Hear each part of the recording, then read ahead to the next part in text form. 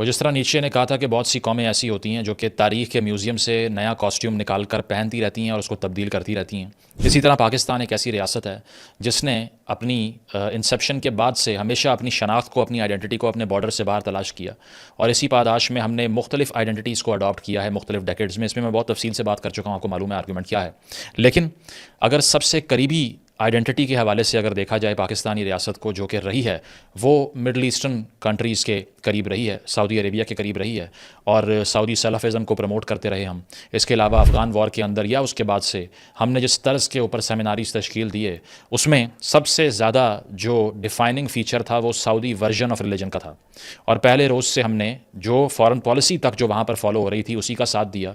पहले रोज़ से जिन जंगों में सऊदी अरेबिया पड़ा, हम भी उसी में कूद गए। पहले रोज़ से जो सऊदी अरेबिया के एनिमीज़ थे, हमने उनको एनिमीज़ बना लिया। लेकिन ये कहना कि हमारी अपनी रूट्स कहाँ थीं, हमारी अपनी हिस्ट्री कहाँ थी, हमारा अपना इंडस वैली सिविलाइजेशन का कल्चर कहाँ गया, या फिर हमारी अपनी जो सिंध तास की तहज़ीब की तारीख़ है उसको हमने कैसे पैरों तले रौंद दिया, इस पर कुछ कहने की ज़रूरत नहीं है, वो आपको आइडिया है। So we had more in common with Middle East than with the civilization that gave birth to us, the Indus valley civilization, जो कि एक बहुत ही तशवीशनाक किस्म की बात रही। क्योंकि आज भी आकर सबसे बड़ा मसला एक पाकिस्तानी को ये है कि पाकिस्तानियत की डेफिनेशन ऑब्जेक्टिव कैसे क्रिएट करें। अब आकर अगर बात की जाए मॉडर्न सऊदी अरेबिया की, तो जो वाहिद नॉर्थ स्टार, एक वाहिद डायरेक्शन जो पाकिस्तान ने फॉलो की, एक वाहिद इंटरप्रटेशन ऑफ रिलीजन जो पाकिस्तान ने फॉलो की, वो चूँकि सऊदी अरेबिया की थी, अब पाकिस्तान के हाथ से वो भी जाना शुरू हो गई है। इसकी वजह यह है कि सऊदी अरेबिया में आने वाली जो रिफॉर्म्स, जिन पर मैं पहले भी बात कर चुका हूँ लेकिन काफ़ी अरसा हो गया, तो हमने सोचा कि दोबारा से एक कंपैरिजन करें। इन रिफॉर्म्स के बाद एक एब्सोलूट कन्फ्यूजन है पाकिस्तान को, पाकिस्तान के राइट विंग को, पाकिस्तान की क्लर्जी को, पाकिस्तान के डिसीजन मेकर्स को, कि अब हमने किसको ग्लैमराइज़ करना है, अब हमने क्या यहाँ पर बताना है अपनी आवाम को कि कौन सी इंटरप्रटेशन ठीक है, कौन सी नहीं। जबकि एक वाहिद डायरेक्शन जो हम फॉलो कर रहे थे, जो कि फॉरेन पॉलिसी डायरेक्शन थी, जिसका ताल्लुक पॉलिटिक्स के साथ और ग्लोबल ऑर्डर के साथ रहा है, अब अगर वहाँ पर तब्दीली आ गई है तो हम क्या करें। So the state of Pakistan is currently suffering from a meaning crisis, और वो इसीलिए है कि जो एक चीज़ फॉलो की वहाँ पर भी रिफॉर्म आना शुरू हो गई। बात करूँगा मोहम्मद बिन सलमान के अंडर पेव किए जाने वाले विजन 2030 की, जो कि 2017 में अनाउंस होता है। इस पर पहले भी मैं बात कर चुका हूँ। 2017 में MBS, इससे पहले ही खैर आहिस्ता आहिस्ता सिग्निफिकेंस का जर्नी शुरू कर देते हैं। सलमान बिन अब्दुल अज़ीज़ के वो बेटे हैं। 2015 में किंग सलमान किंग बनते हैं, और इसके साथ साथ क्राउन प्रिंस MBS 2017 में बन जाते हैं।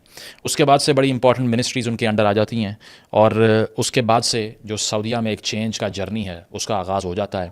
सबसे पहले तो आपको ये बताऊँगा कि किस लेवल की तब्दीलियाँ आ रही हैं, उसके बाद आपको ये बताऊंगा कि इससे मिडल ईस्ट की पॉलिटिक्स कैसे तब्दील होगी, और उसके बाद आपको ये बताऊंगा कि पाकिस्तान के लिए पॉसिबिलिटीज़ क्या हैं। तो विजन 2030 अनाउंस करने के बाद जो सऊदी गवर्नमेंट की तरफ से अनाउंसमेंट हुई, उसमें कहा गया कि 3 सुतून हैं, इसके 3 पिलर्स हैं। पहला है वाइब्रेंट और इनोवेटिव सोसाइटी, ठीक है। दूसरा है थ्राइविंग इकॉनमी, यानी कि जो ऑयल रिलायंस थी सऊदी अरेबिया की, हद से ज़्यादा ऑयल के ऊपर, तेल के ऊपर अपनी मईशत को मुनहसर कर देना, इससे सऊदी अरेबिया ने MBS के अंडर ये सीखना शुरू किया कि अगर हम ओवरली रिलायंट हो जाएंगे तेल के ऊपर और ऑयल बेस्ड इकॉनमी के ऊपर, तो हमारे जो कंपेटिटर्स हैं, जिसमें कुवैत हो सकता है, जिसमें UAE हो सकता है, इवन ईरान हो सकता है, अगर फ्यूचर में हमने उनको डोमिनेट करना है तो हमें एक डाइवर्सिफिकेशन ऑफ इकॉनमी की तरफ जाना पड़ेगा, और ये उसका फ्रूट है। And number 3, N ambitious nation, यानी कि नेशन की विल को बढ़ाया जाएगा।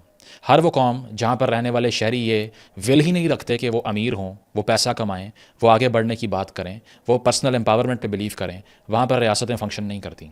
पाकिस्तान के अंदर आपको ये बात सुनने को मिलेगी कि जो ऐसा शख्स जिसको स्टेट ने कुछ भी नहीं दिया, एक ऐसा शख्स जो कि गरीब है, जिसके जेब में कोई पैसे नहीं है, कोई प्रॉपर्टी नहीं है, बच्चों के पास तालीम नहीं है, आप उससे भी पूछ लीजिए, वो आपको मुतमईन दिखाई देगा। उसकी वजह यह है कि वो फीलिंग अंदर है ही नहीं कि मैंने अपनी स्टेट से आगे जाना है, मैंने अपनी करंट कंडीशन से आगे बढ़ना है। तो इस तरह से इन 3 पिलर्स को अनाउंस किया जाता है, और मुख्तलिफ प्रोजेक्ट्स इसमें अनाउंस होते हैं। फॉर इंस्टेंस, सबसे पहले आपको अगर बताऊँ तो जो रिफॉर्म्स का जर्नी शुरू होता है, इसमें बहुत से क्रिटिसिज्म्स भी हैं। मैं ये नहीं कह रहा कि ये 101% परफेक्शन का जर्नी है, लेकिन आगाज़ आप कर दें जी री इंट्रोडक्शन ऑफ कल्चरल रिफॉर्म्स, और उसमें ये होता है कि सबसे पहले तो म्यूज़िकल कंसर्ट्स और एंटरटेनमेंट बेस्ड एक्टिविटीज़ को वापस लाया जाता है, या फिर वापस क्या लाना, इंट्रोड्यूस करवाया जाता है सऊदी अरेबिया में for the first time ever. उसकी वजह यह है कि अरब स्प्रिंग के बाद वो ये भांप लेते हैं कि अगर हमने अपने लोगों को अपनी जुरिस्डिक्शन के अंडर रखना है तो फिर हमें उनके एक्सप्रेशन को ग्रेजुअली किसी हद तक, एक लिमिट तक कर्टेल करना बंद करना होगा, अदरवाइज़ हमारी रेजीम्स भी टॉपल हो सकती हैं। तो ये वो प्रैग्मेटिक एनालिसिस होता है जो रियासतें करती हैं और उसके बाद एक पैराडाइम शिफ्ट आता है जिसका हम आज तक इंतज़ार कर रहे हैं। ठीक है, तो इसके तहत सऊदी अरेबिया में फ़ैशन शोज़ का आगाज़ होता है, म्यूज़िकल कंसर्ट्स अरेंज किए जाते हैं जिसमें ग्लोबल सेलिब्रिटीज़ आते हैं, और इसके अलावा गेमिंग इवेंट्स अरेंज किए जाते हैं। रिसेंटली अगर मैं करंट डेवलपमेंट की बात करूं, सऊदी अरेबिया ने हांस जिमर को, who is one of my favourite musicians ever, कहा है कि हमें एक नया नेशनल एंथम क्रिएट करके दें।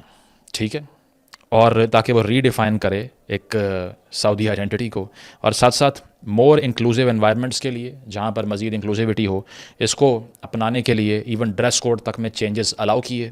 वुमेन रिफॉर्म्स की अगर मैं बात करूँ, 2018 में सबसे पहले तो उनको ड्राइविंग की परमिशन दी गई। ऑब्वियसली रॉक बॉटम से ये सब कुछ शुरू हुआ क्योंकि उससे पहले सऊदी अरेबिया में किसी किस्म के कोई हकूक़ नहीं थे। 2019 में 21 साल से ज़्यादा उम्र की या 21 साल की ख़वातीन को मर्दों की परमिशन के बग़ैर ट्रैवल करने का राइट दिया गया, बेयर मिनिमम।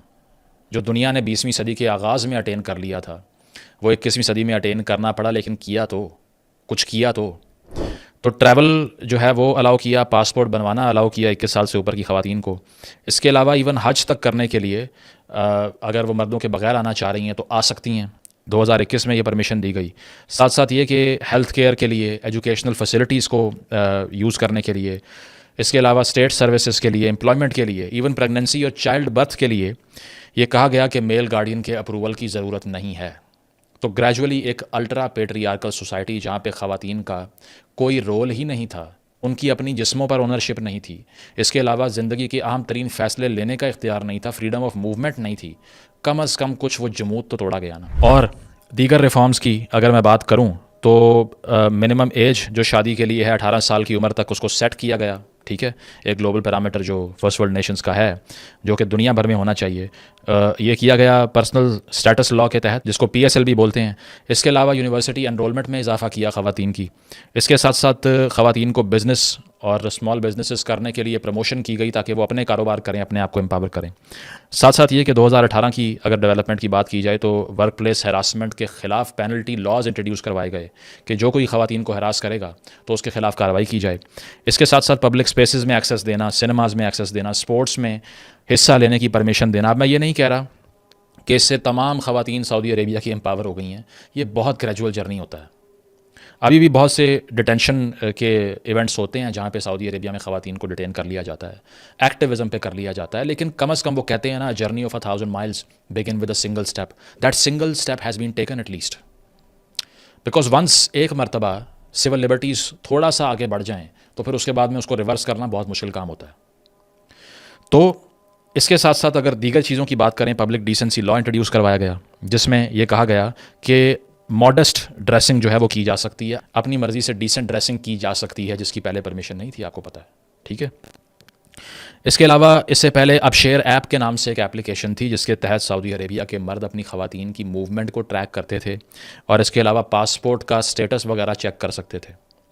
उसको रिमूव करके पर्सनल डाटा की एक्सेस ख़वातीन को वापस दी गई। लेकिन किसी हद तक जो सेंसरशिप का इशू है वो सऊदी अरेबिया में आपको पता एग्जिस्ट करता है, लेकिन क्या हमारे मुल्क में नहीं करता? क्या US में नहीं करता? क्या दीगर नेशंस में नहीं करता? लेकिन हमारा तो इशू ये है कि एक तो मार भी खाते हैं, ऊपर से हम बोलने भी हमें कोई नहीं देता, और उसके बावजूद मिलता भी कुछ नहीं। लूज़ लूज़ गेम, सही है। तो यहाँ पर आपको दिखाई देता है कि पर्सनल डाटा की एक्सेस हो, दीगर चीज़ें हों। साथ साथ ये कि इसके अलावा जो दूसरी एजुकेशनल रिफॉर्म्स हैं, अगर मैं उनकी बात करूँ तो MBS का एक कोटेशन है, वो मैं आपको पढ़ के सुनाता हूँ। वो कहता है, what happened in the last 30 years is not Saudi Arabia, it is not middle east. पिछले 30 सालों में जो कुछ हुआ है वो सऊदी अरेबिया नहीं था, वो मिडल ईस्ट भी नहीं था। आगे कहता है, after the Iranian revolution of 1979 people wanted to copy this model, we did not know how to deal with it. 79 की इरानियन रेवोल्यूशन के बाद हर किसी ने कहा कि अब हमने एक स्ट्रिक्ट तरीन ब्रांड ऑफ रिलीजन से ऑपरेट करना है, हमें नहीं मालूम था कि इसको कंट्रोल कैसे करेंगे, जिसका हमने फैसला किया। आगे कहता है, the problem spread around the world, पूरी दुनिया में ये मसला फैल गया, यानी कि पूरी मुस्लिम कम्युनिटी में ये रेडिकलिज्म का इशू फैल गया। ये इनवेंडो है, डायरेक्टली एड्रेस नहीं किया जा रहा, लेकिन इसका इम्प्लाइड मीनिंग यही है जो मैं बात कर रहा हूँ।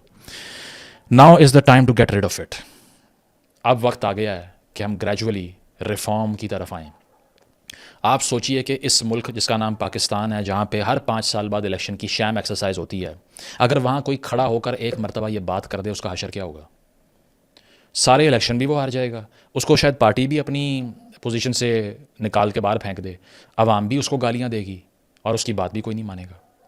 ठीक है, तो मॉडरेट रिलीजियस एजुकेशन की तरफ MBS लेकर आता है इस रिफॉर्म के बाद सऊदी अरेबिया को, जिसमें वो फोकस करता है टॉलरेंस और पीसफुल को एग्जिस्टेंस पे विद डाइवर्स कल्चर्स, यानी कि इंक्लूसिव सोसाइटी बनाने के लिए जिसमें तमाम मज़ाहिब के लोगों के लिए कम अज़ कम कुछ ब्रीथिंग स्पेस तो होना, कोई जगह तो हो अपने आप को एक्सप्रेस करने की, जहाँ वो कर सकें जो कि हम 11 अगस्त की स्पीच आज तक हम कोट कर करके थकते नहीं हैं, लेकिन हुआ कभी भी नहीं। वो यही था ना, you are free to go to your churches, you are free to go to your temples. किधर फ्री टू गो भाई, कहाँ है? क्या हुआ जड़ावाला में या और जगहों पे क्या होता है? सिंध में क्या होता है? फोर्स कन्वर्जन्स कैसे होती हैं? कुछ कर सके उस पर? नहीं कर सके। दिन ब दिन माइनॉरिटीज़ की रेशो श्रिंक करती रही, उनके लिए ज़िंदगी अजाब बनती रही। तो यहाँ पर कहा गया कि जी बच्चों को अब वो तालीम देनी है जिसके तहत वो सीखें कि अगर किसी और मज़हब का इंसान भी है तो उसको जीने का हक़ है। सही है। इसके अलावा कंपैरेटिव रिलीजन के कोर्सेज इंट्रोड्यूस करवाए गए, जिसमें मुख्तलिफ़ फेथ्स की हिस्ट्री पढ़ाई गई, ताकि आपको ये आइडिया हो कि हमने पीसफुली को एग्जिस्ट कैसे करना है। अगर मेरी टेबल के ऊपर किसी और मज़हब का आदमी बैठा हुआ है तो मैंने किस तरह से उसको अनकंफर्टेबल नहीं करना, उसका गला नहीं घोंटना, गर्दन नहीं उतारनी उसकी, कैसे बिहेव करना है उसके साथ। इतनी लिटरेसी अगर मेरे पास नहीं होगी तो फिर जब मुझे बाहर के मुल्क कोई भेजेगा तो वहाँ जाकर मैं क्या करूँगा? या फिर पाकिस्तान के अंदर जब कोई टूरिस्ट आएगा या कोई ऐसे फैक्शन से होगा जिसका ताल्लुक हमारे मज़हब से नहीं है, उसको कैसे फेयरली ट्रीट करूँगा अगर मुझे कभी एजुकेट ही नहीं किया गया कि कंपैरेटिव रिलीजन होता क्या है।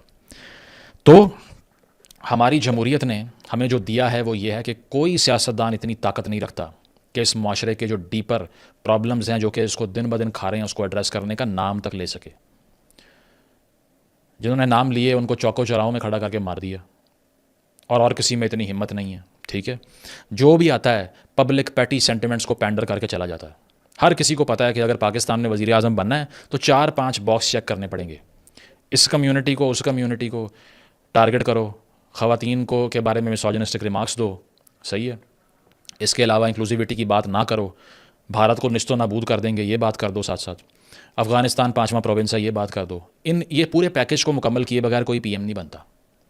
इमरान खान की पुरानी स्पीचेस उठा के सुन लें, वो एक ऐसी मॉडरेट रियासत की बातें करता हुआ दिखाई देगा आपको। ऑक्सफोर्ड यूनियन में जाके, ब्रिटिश यूनिवर्सिटीज़ में जाके कंडेम कर रहा होगा बलोच कम्युनिटी के ख़िलाफ़ ऑपरेशन को, लेकिन जब उसकी बारी आई इक़्तिदार में आने की, क्या किया आपके सामने है? हज़ारा ब्लैकमेल करते हैं मुझे, ये बोलना शुरू हो गया। तो मतलब ये है कि यहाँ सबको पता है कि पागल किस तरह बनाना है अवाम को। सही है। और वो इसीलिए कि हम पागल बनना चाहते हैं, अदरवाइज़ कोई बना नहीं सकता आपको डंडे के ज़ोर के ऊपर। तो ये सारे रिफॉर्म्स जो जिसका हम जिक्र कर रहे हैं, क्या ये कंसीवेबल भी है पाकिस्तान के माशरे में? नहीं। क्या कोई पार्लियामेंट का बिल जो इसका 1% भी करने की कोशिश करेगा अप्रूव हो सकता है? नहीं। हम तो डोमेस्टिक वायलेंस का बिल नहीं पास करा सके तहरीक इंसाफ के दौर में। उन्होंने कहा, आपको किसने कहा है औरत को चपेड़े नहीं मारनी? चुप करके निकले यहाँ से और सब खामोश हो गए। वज़ीर आज़म साहब भी चुप करके, अच्छा ठीक है। तो भाई क्या क्या दे रहे हो इस जमहूरियत से हमें? ये सवाल आपको करना चाहिए। क्रिटिकल थिंकिंग के कोर्सेज जो है वो इंट्रोड्यूस करवाए गए, मैंडेटरी कर दी गई 9th और 10th ग्रेड के लिए सऊदी अरेबिया में, ताकि बच्चे एनालिटिकल स्किल सीख के आगे बढ़ें। और हमारे यहाँ जो हम जैसे 2-4 क्रिटिकल थिंकिंग की बातें कर रहे हैं, उनको भी पब्लिक एट लार्ज यही कहती है, ये गद्दार हैं, ये 2 नंबर हैं, ये लॉन्च हुए हैं। ठीक है, तो ये आप देख लीजिए कि वो मुल्क जिसका नाम सऊदी अरेबिया है, जहाँ इलेक्शन का तसव्वुर नहीं है, वो क्रिटिकल थिंकिंग की बात करने पर आ गया, हम नहीं आ रहे। अभी कोविड आया था, पूरी रियासत TV पे बैठ के औरतों के कपड़ों को ब्लेम कर रही थी कोविड के लिए। ठीक है, तो ये है हमारा नैरेटिव और ये उनका नैरेटिव जिनको हमने 40 साल से फॉलो किया, और अब हम खामोश हो गए क्योंकि हमसे अब फॉलो हो नहीं सकता। ठीक है, too liberal, digital skills, philosophy, music, social studies, इसके अलावा self defence, critical thinking, financial education, इन सब के कोर्सेज, इन सब के सब्जेक्ट्स इंट्रोड्यूस करवाए जा रहे हैं। फॉरेन पॉलिसी रिफॉर्म्स की अब आप ज़रा बात सुन लीजिए। मार्च 2023 में सऊदी अरेबिया और ईरान अनाउंस करते हैं कि हम रिजम्पशन करेंगे डिप्लोमेटिक रिलेशंस की 7 साल के बाद, जिसके बाद ईरान के फॉरेन मिनिस्टर रियाद विजिट करते हैं पिछले साल अक्टूबर में। आप ये हिसाब लगाइए कि अगर पाकिस्तान से कोई उठ के कोई सियासी लीडर एक बार ये बात कर दे कि हमें हिंदुस्तान से अच्छे ताल्लुकात चाहिए, जो भी हुआ पहले हमें उसकी परवाह नहीं है, हमने कोऑपरेट करना है, पीपल टू पीपल कॉन्टैक्ट को इनिशिएट करना है, नॉर्मलाइज करना है ताल्लुकात को, और हमारा ये एजेंडा है। तो उसके बाद में वो कहीं मुंह दिखाने के काबिल रह सकता है? हमारे यहाँ तो थोड़ी सी अगर आर्ग्यूमेंट शुरू हो जाए ना इस बात पे, जिस तरह वो अमन की आशा की बात होती थी, तो उस पर मीम्स क्या बनते थे, लोग मजाक क्या करते थे, अमन का तमाशा। जैसे वाजपेयी साहब यहाँ पर आए और इस तरह का कोई इनिशिएटिव हुआ, जैसे ही ये सब कुछ हुआ, साथ ही कारगिल शुरू हो गया। क्योंकि अगर दुकान ही बंद हो जाएगी नफ़रत की, तो फिर उसका जो व्यापार करते हैं, जो उससे कमाते हैं, उनका क्या असर होगा? ये तो बहुत बड़ा सवाल है। बहुत सी दुकानें तबाह हो जाएंगी उससे।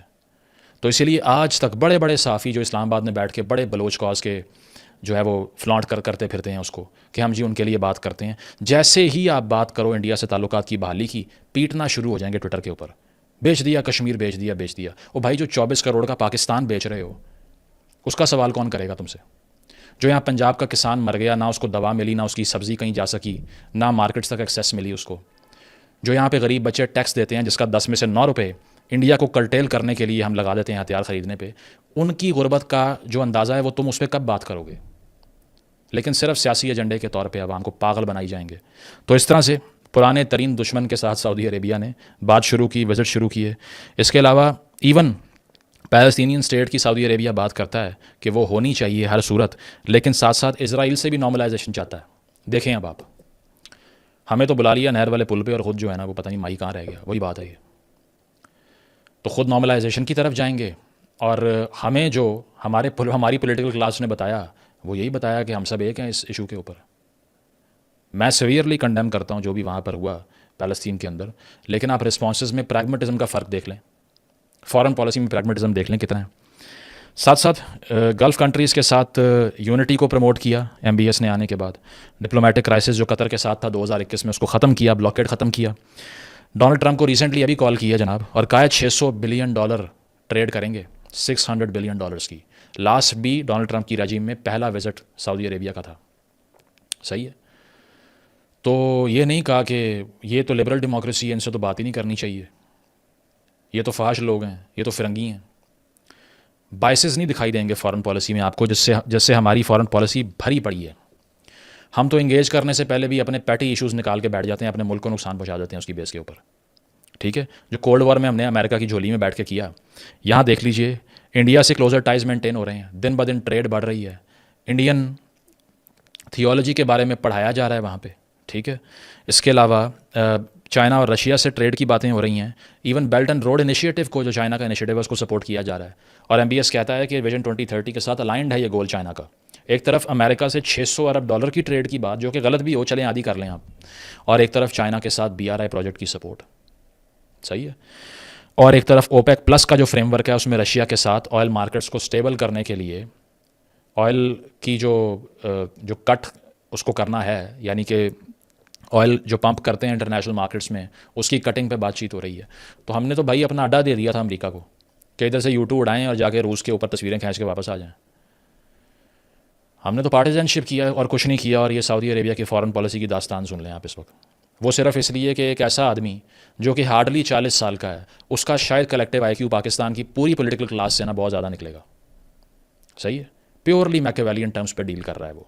ब्लड एंड ऑयल जो किताब है, इसमें वो मेंशन भी करते हैं कि उसने एक मीटिंग में भी कहा कि मेरा फेवरेट मैकेवेली है। तो ये चीज़ है कि रियासतें चलाना जो होता है ना, वो बड़ा कॉम्प्लेक्स फ्रेमवर्क है। वो आइडियोलॉजी से भरे हुए, जहर से भरे हुए, प्रेजुडिस से भरे हुए लोग नहीं चला सकते। वो अपनी कॉज को ही डिस्ट्रॉय कर लेते हैं। सबसे बेहतरीन डिप्लोमेट वो है जो अपने मुल्क की कॉज के लिए झूठ बोल सके, जो कि अपने लोगों के इंटरेस्ट के लिए अपने प्रेजुडिस को साइड पे करके बात करने की कोशिश करे। चाइना ने किस तरह से इंडिया के साथ जो है ना वो जंग का आगाज़ किया 60s में, उससे पहले भी नेहरू की पूरी कोशिश थी कि वो जाकर चेयरमैन माओ से बात करें, इंगेज करें। और उनकी फॉरेन पॉलिसी भी आप देख लीजिए, किसको फ़ायदा हुआ, किसको नुकसान हुआ आपके सामने। अब इसमें मल्टीपल प्रोजेक्ट्स और भी हैं, जिसमें कीदिया सिटी प्रोजेक्ट है। 334 स्क्वायर किलोमीटर का एक ग्लोबल हब ऑफ एंटरटेनमेंट बना रहा है सऊदी अरेबिया, जहाँ पर वो थीम पार्क्स बना रहे हैं, वाटर पार्क्स बना रहे हैं, अरीनाज होंगे, आर्ट की एकेडमीज़ होंगी जिसमें बच्चों को आर्ट सिखाई जाएगी, जो कि हमारे यहाँ वैसे ही बैन है। मुझे रिसेंटली किसी ने बताया कि हमारे स्कूल में म्यूज़िक टीचर है, बच्चों के स्कूल में 3 महीने हो गए, बच्चों को पियानो बजाना नहीं आया, स्टार्ट भी नहीं किया।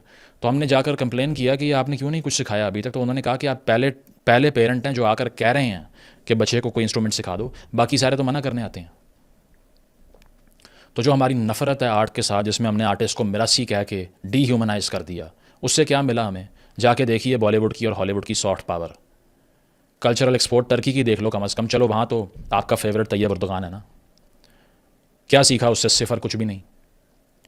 आर्टिस्ट का गला घोंट दिया, सिनेमाज को ताले लगा दिए, तबाह कर दिया सारा कुछ।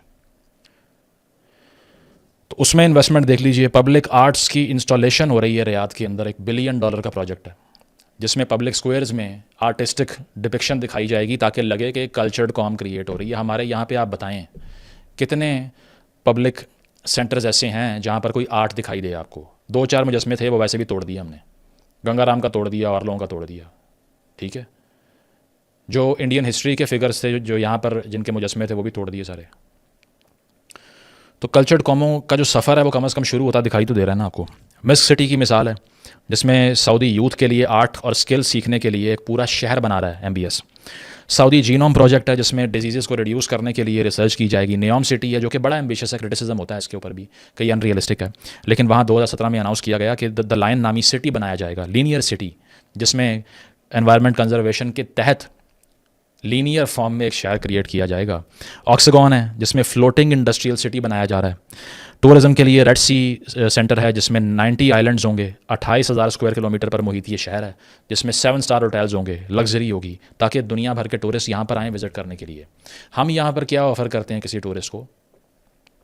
बड़े नारे लगाए खान साहब ने कि टूरिज़्म की एक्सपेंशन की जाएगी। वो भाई रेडिकलिज्म तो ख़त्म करो पहले, दूसरे हाथ से फैला रहे थे तुम साथ साथ वो। यहाँ तो रिसेंटली लम्स का, अभी रिसेंटली 2 साल पहले की बात है कि एक टूर वहाँ पर गया, वो 2-4 बच्चों ने म्यूज़िक ऊंचा किया, परिचय हो गए। ये टूरिज़्म है। यहाँ पर आकर के आपने कहना है कि ख़बरदार तुम्हारी आवाज़ भी आई, लेकिन हाँ यहाँ पर ज़रूर आना है, हमें पैसे हमारी जेबों में भर के दे के जाने हैं आपने। तो एंटरटेनमेंट सेंटर्स बना रहा है भाई वो, ही डजंट केयर।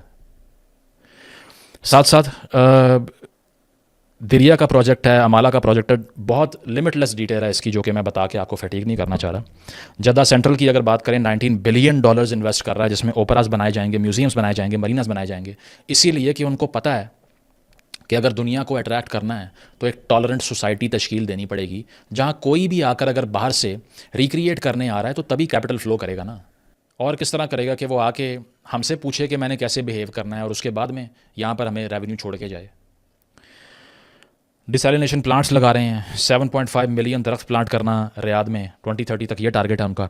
टारगेट्स अब तक कितने अचीव हो चुके हैं अगर मैं इनकी बात आपको बताऊं तो नॉन ऑयल रेवेन्यू में जो ग्रोथ है वो 2016 से लेके अब तक डबल हो चुकी है। Fastest growing economy of G20 2022 में डिक्लेयर किया गया सऊदी अरेबिया को। 260% इंक्रीज़ है फॉरेन डायरेक्ट इन्वेस्टमेंट में बिटवीन 2018 टू 2022। अब थोड़ा सा मुश्किल हो रही है अट्रैक्ट करने में, अब 5% पे वो लाने की बात कर रहे हैं। स्पोर्ट्स पार्टिसिपेशन 13 से 40% तक इंक्रीज़ कर गई 4 सालों में, जबकि हमारे यहाँ भी हमें चपेड़ें पड़ती हैं अगर कोई खेलने की बात कर दे कि बाहर जाके खेलना है, क्योंकि यहाँ अब भी एक नेगेटिव एक्टिविटी है और यहाँ प्ले ग्राउंड्स तक नहीं है, आपको दिखाई देता है। तो बॉटम लाइन ये है कि ये सारा कुछ जो हमने पिछले 40 सालों में यहाँ पर किया, वहाँ पर जो जिन्होंने ये करवाया वो अपने मुंह से कह रहे हैं गलत हुआ है। वो अपने मुंह से कह रहे हैं कि जिस तरह ज़िया साहब की पॉलिसीज़ थी उससे पूरी दुनिया को नुकसान हुआ है और हमने इसको अब तब्दील करना है। वो मान गए हैं, हम नहीं मान रहे। हमारे यहाँ पे वैसे तो एक लार्जर ऑडियंस है जो कि अच्छा ही नहीं समझती इस सारी रिफॉर्म को, क्योंकि वो कैसे अच्छा समझेगी, इस तरह तो चीज़ें ठीक होना शुरू हो जाएंगी कम अज़ कम। तो फिर यहाँ पर आपको ये बताने वाले होंगे कि यार MBS नहीं पता, सानू ज़्यादा पता है इस गल का। हमें पता है कि क्या होता है एक आइडियोलॉजिकल स्टेट की तश्कील देना, इसको नहीं पता। शाह से ज़्यादा शाह की वफ़ादारी देखनी है तो पाकिस्तान आ जाइए, जहाँ पूरी दुनिया को निगेट करके ये साबित करेंगे कि हमसे बेहतर तो कोई फॉलोअर है ही नहीं इस फेथ का। और पल्ले क्या, कुछ भी नहीं, सिर्फ करप्शन, एडल्ट्री, और इसके अलावा सिर्फ करप्शन, एडल्ट्रेशन, मिलावट, ठीक है, और इस तरह की चीज़ों के अलावा कुछ नहीं मिलेगा आपको। मैं ये नहीं कहता कि ये कोई आइडियल रिफॉर्म है, मैं ये नहीं कहता कि इसके साथ साथ सऊदी अरेबिया एक बिल्कुल डेमोक्रेटाइज कंट्री बन चुका है। ह्यूमन राइट्स अब्यूज़ होती है, नियम प्रोजेक्ट में ज़बरदस्ती लैंड डिप्लेसमेंट की जाती है, सीज़र किया जाता है, और बहुत सी मिसालें हैं। यमन वॉर के अंदर रोल देख लीजिए, लाखों लोग मरे, 20,000 एयर रेड्स की सऊदिया ने। लेबनान के PM साद हरीरी को डिटेन कर लिया। ख़वातीन की जो राइट्स एक्टिविस्ट हैं अब तक डिटेन होती हैं। इसके अलावा रिट्स कार्सन में जो पर्ज हुआ था, जिसमें सैकड़ों एलिट्स को बंद कर दिया था MBS ने, $100 अरब उनसे ले लिया था करप्शन के चार्जेस लगा के। कुछ लोगों ने कहा ठीक हुआ है, कुछ लोगों ने कहा गलत हुआ है। जमाल खशोगी की मिसाल आपके सामने है। इसके अलावा एग्जीक्यूशंस का इशू है। ये सारा कुछ अपनी जगह पर, इन रिटर्न एक सऊदी सिटीज़न को कुछ मिलने की उम्मीद तो है ना भाई। यहाँ पर क्या है, तो एंड पे रिकमेंडेशन ये है कि पाकिस्तान की सारी पॉलिटिकल क्लास को, ए पॉलिटिकल वालों को भी ले जाएं साथ ही, और उसको ना MBS से 2-3 हफ्ते का कोर्स करवाएं, मैं तो ये कहूँगा, ताकि उनको पता चले कि अपनी टॉक्सिक डॉगमेटिक अप्रोच को तब्दील किए बगैर आप रियासत नहीं चला सकते। पाकिस्तान का इस वक्त सबसे पॉपुलर आदमी, ये डूब मरने का मुकाम है, वो है जो TV पर बैठ कर कहता है कि जो तालिबान का तरीक़ाकार है ना रियासत चलाने का, वो आइडियल है। डार्क एज मेंटालिटी, जहाँ ख़ातून को जाने नहीं देते स्कूल कॉलेज उसके जेंडर की बुनियाद के ऊपर, उसको आइडियलाइज करने वाला ऑक्सफोर्ड ग्रेजुएट सबसे पॉपुलर लीडर है। This is 2025, this is Pakistan, a nuclear nation, and this is the point of shame for all of us, कि जहाँ दुनिया प्रोग्रेस कर रही है, 2027 में विंटर ओलंपिक्स की बात हो रही है, 30 का विजन पूरा हो रहा है, हम रिग्रेस कर रहे हैं। हमारा सबसे पॉपुलर पॉलिटिशियन कौन है जो कहता है कि पश्तून कल्चर में है कि औरतों को तो स्कूल ही नहीं भेजते, जो कहता है मैंने 5000 तालिबान को रीसेटल करवाना था, ये सबसे पॉपुलर। अब हर कोई कहता है कि आप हर वीडियो में उसकी बात क्यों करते हैं, वो इसीलिए कि भाई मेजॉरिटी फिनोमिना ही वो है, मैं क्या करूं।